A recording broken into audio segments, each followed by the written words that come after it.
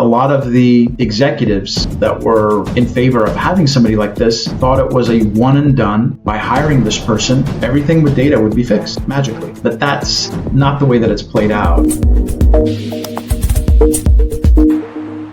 Hello everyone, Rasul here with Data Talent Advisors with a weekly video covering a role that you've probably heard quite a bit about, and it's called the Chief Data Officer, or some companies now, with a lot of the talk of AI that's in the news every day, are calling it a Chief AI Officer. So long story short, this is a role that is still evolving. I don't really think it has been fully established to this day, just from my own experiences, what this person really is to do. We have a pretty good idea. It has been evolving, but at the beginnings, when companies started to assign chief data officers, most of them were only lasting in the role for a C-level position only about 18 months or so, which is kind of crazy considering that you have somebody at that level having such short tenures. One of the main drivers behind that was that people were coming into this chief data officer role, and a lot of the executives that were in favor of having somebody like this thought it was a one and done. By hiring this person, everything with data would be fixed magically. But that's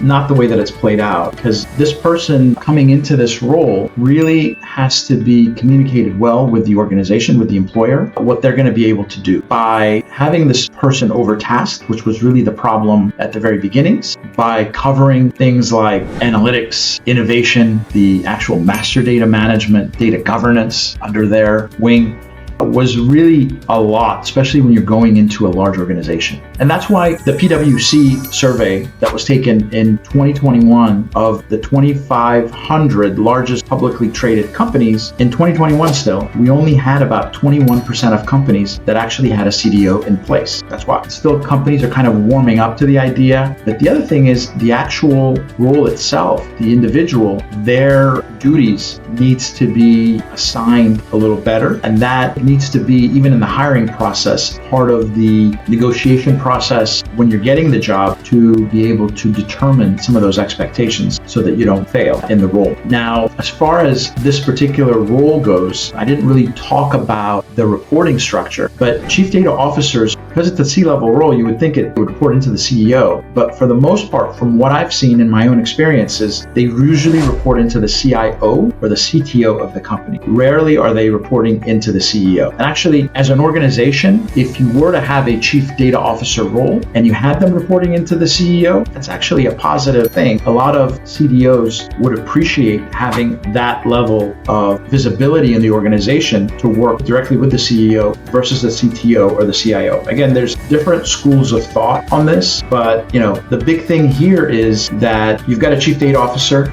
but the chief information officer and the CTO also work with data and engineering teams and data science teams and all that. So really, from an organizational structure standpoint, that's been part of the confusion. But the other thing is, because most organizations that are rather large, publicly traded companies, there's a lot of data, there's a lot of different teams. Geographically, they're very diverse. So really, you got to pick your bites small, what you're going to fix when. And some of the more successful chief data officers coming into the organization, they've actually done a great job by setting the expectations up front, by getting some of the different monies that are allotted for different projects and things that are the low-hanging fruit, showing those successes right away, and then getting into some of the more complex projects once you've built some confidence within the executive team and are starting to really move the ball forward from a data strategy standpoint for the organization. Now, one of the other things that I did want to make a quick note on, as far as the profile of this person, companies were really focused at the beginning to hiring people that were a little bit more business focused, even coming from places like marketing in this role. A lot of those people didn't work out so well because you really need to understand the